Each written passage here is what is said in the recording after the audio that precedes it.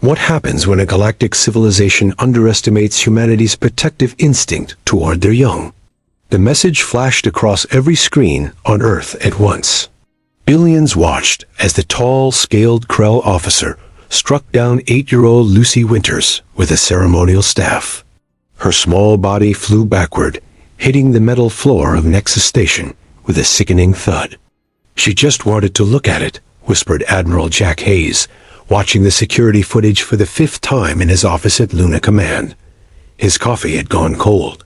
The room felt too small, too hot. The footage continued. Lucy reached toward the glowing blue weapon. The Krell officer barked something in his harsh language. Then the blow came fast, hard, and without warning. Blood pooled beneath the child's head. Station medics rushed in. Humans shouted. The Krell officer simply walked away, flanked by 2 council guards. Hayes slammed his fist on the desk. "And they call us the violent species." His comm unit buzzed. "Sir, the president is online." The president's face appeared, tired and grim. "The council rejected our formal complaint. They're calling it a cultural misunderstanding." "A misunderstanding?" "The girl is in critical condition with a fractured skull." "I know. But the Krell representative claims their ceremonial weapons are sacred. Touching them by non-Krell is punishable by death in their culture." Hayes stood up, knocking his chair backward. "We're on a neutral station. Their laws don't apply there." The council sided with them. The officer has already returned to duty aboard the council flagship. Hayes felt something cold settle in his chest. 20 years in the military had taught him to recognize this feeling. It was the calm before battle. "What are your orders, Madam President?" She looked directly at him.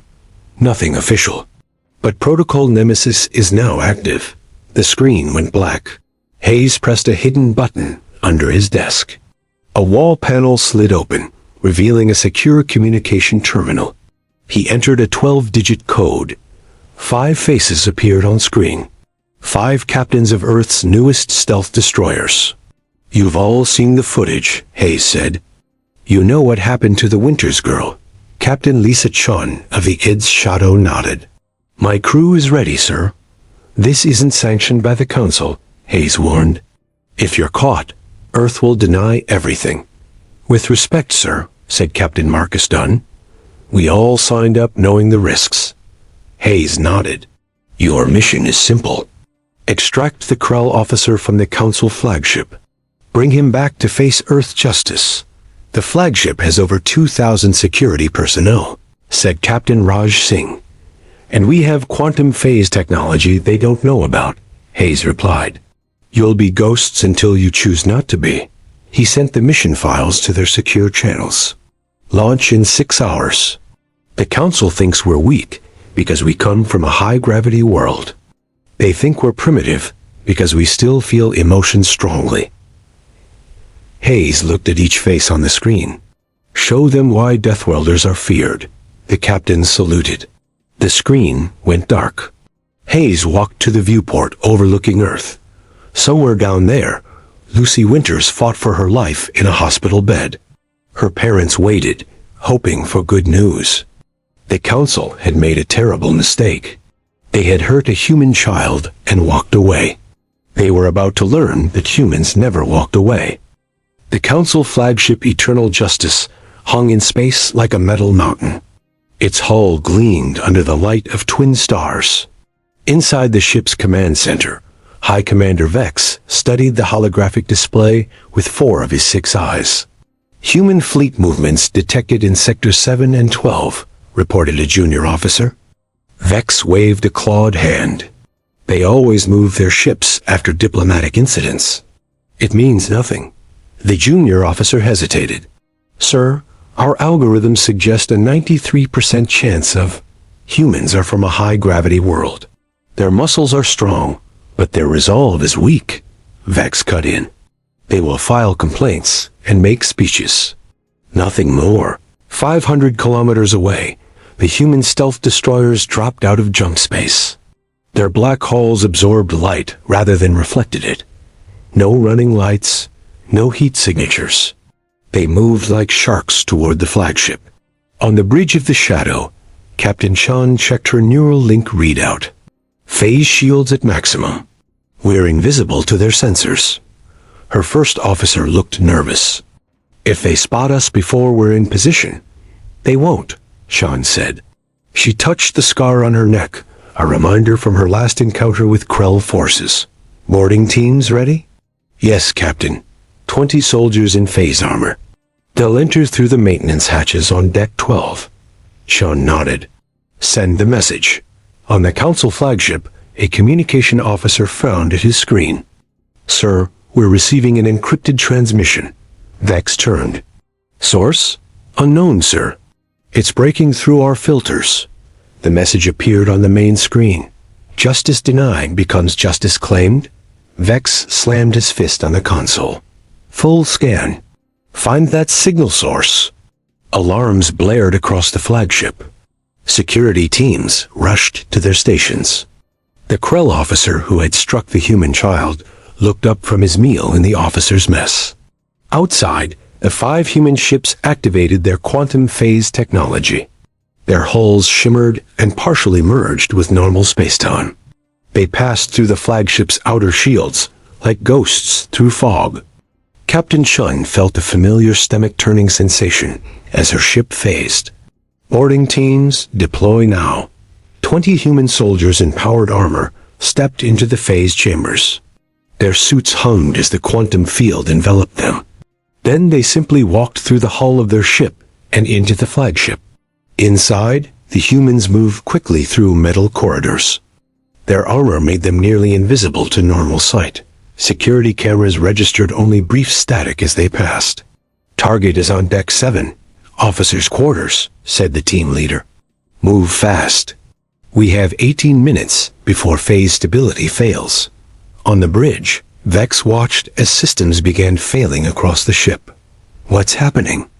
Sir, security teams report seeing shadows moving through walls. Impossible. The lights flickered. Emergency sirens wailed.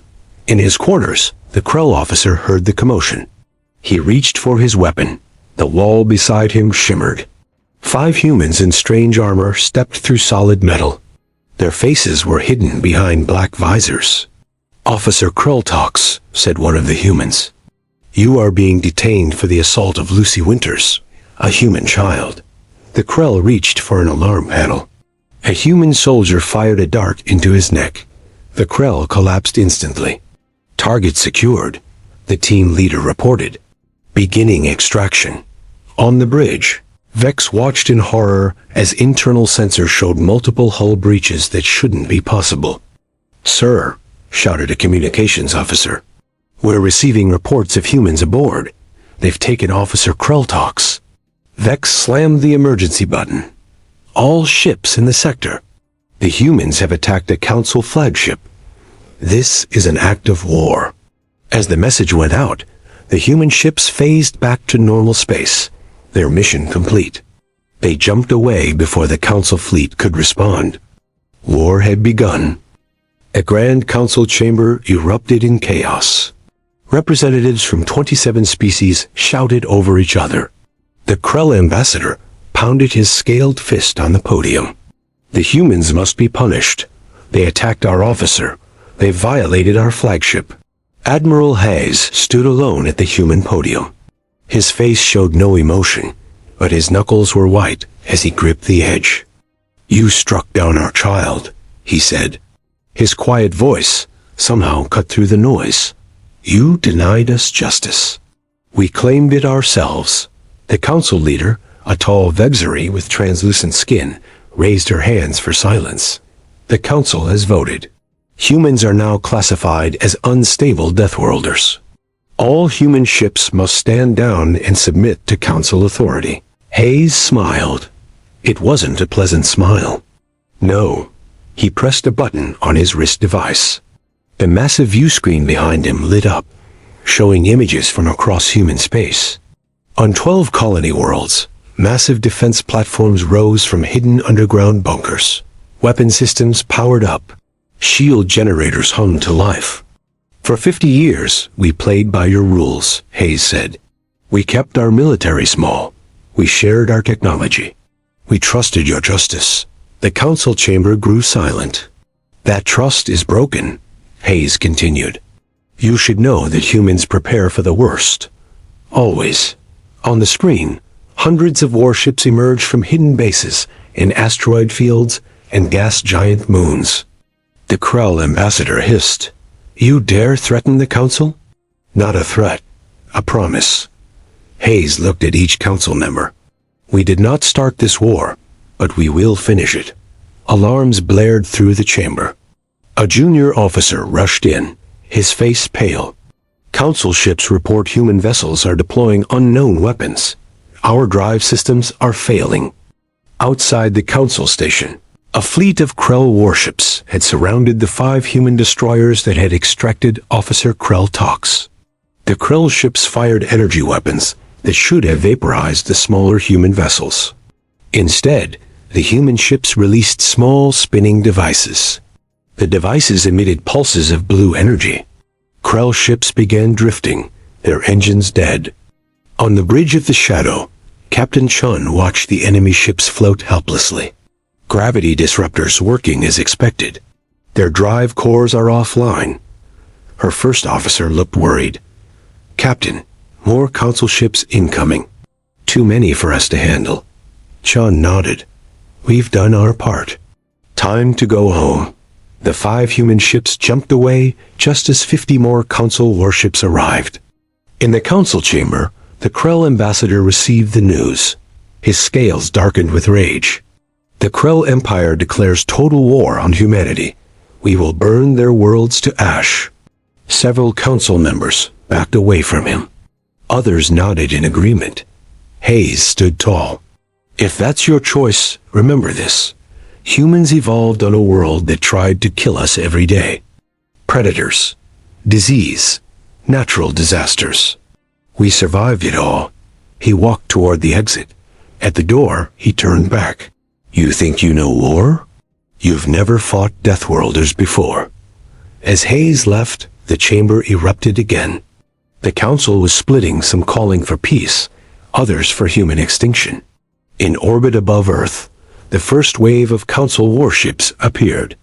They were met by something they had never seen before, the full might of humanity's as-hidden fleet. The real war was about to begin.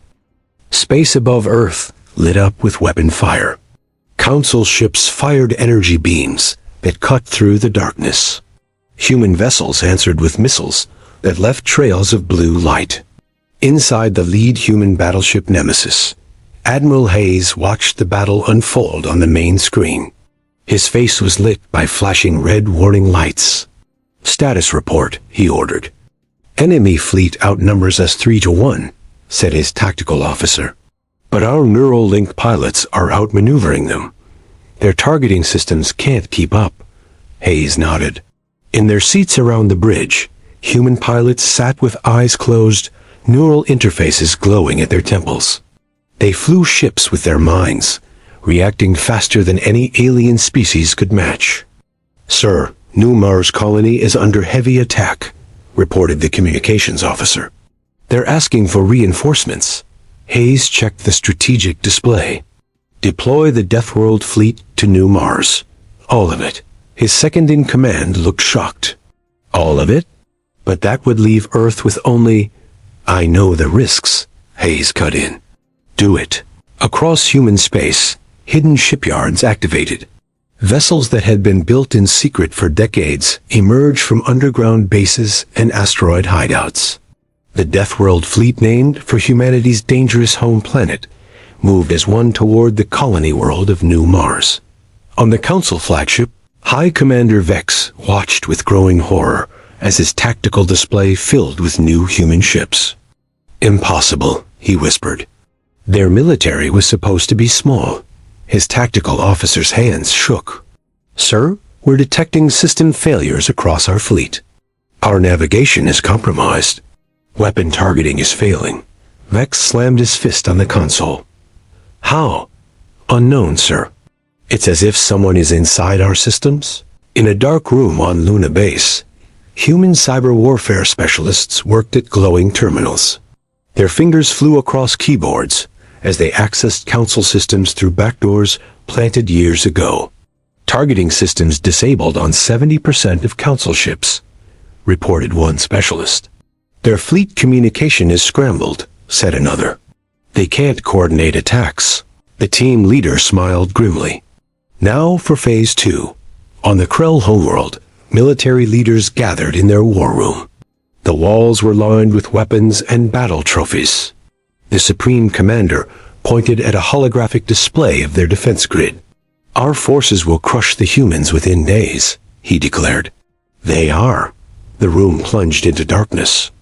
When emergency lights came on, the hologram showed something new. Human strike ships entering Krell atmosphere. How did they get past our defenses? Shouted the Supreme Commander. The answer came as precision strikes hit military bases across the Krell homeworld. No civilian targets were touched. Only military installations burned.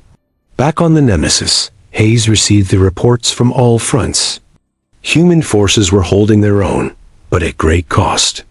The view screen showed damaged human ships, escape pods jettisoning from broken hulls. "Sir," said his communications officer, "the Council flagship is hailing us. They're requesting a ceasefire to discuss terms." Hayes stared at the screen.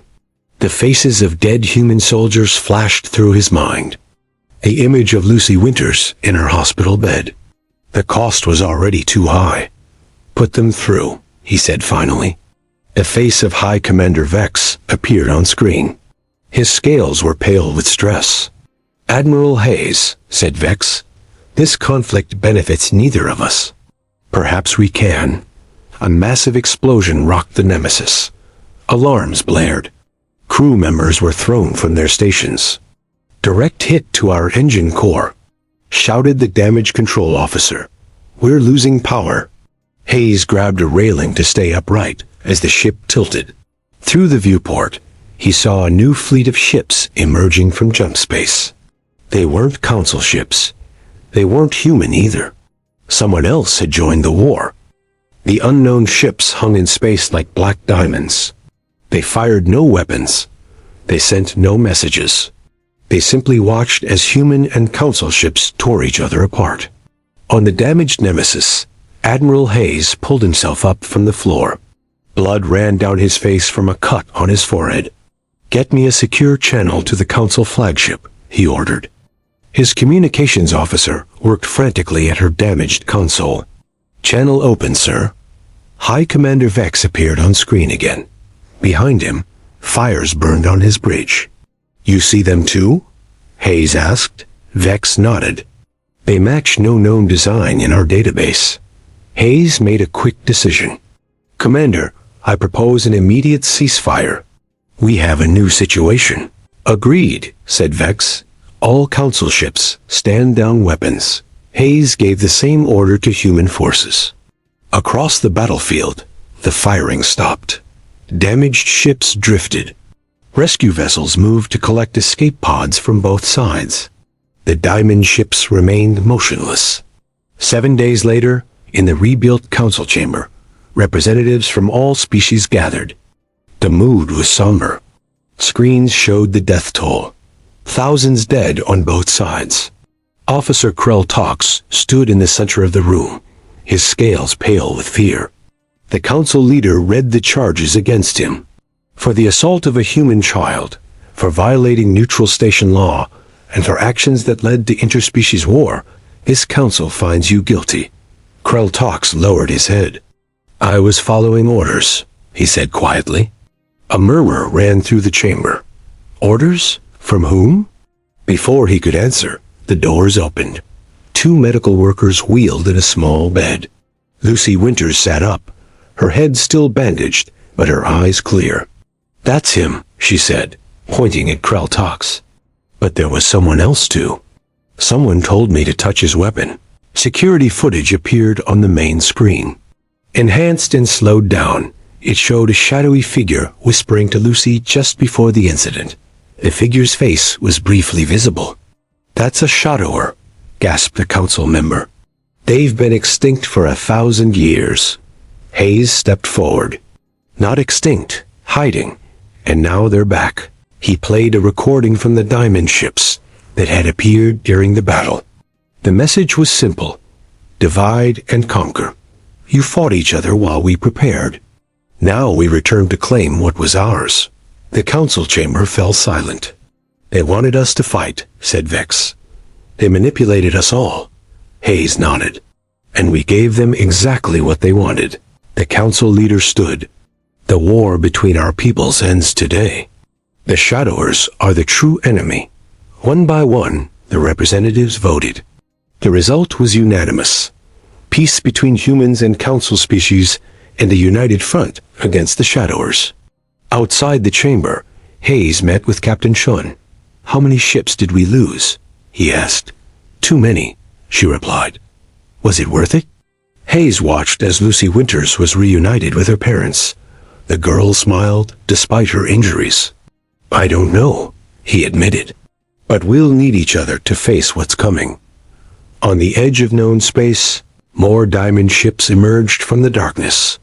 Their signals spread across the galaxy, waking sleeper agents hidden among all species. The real war hadn't ended. It had only just begun.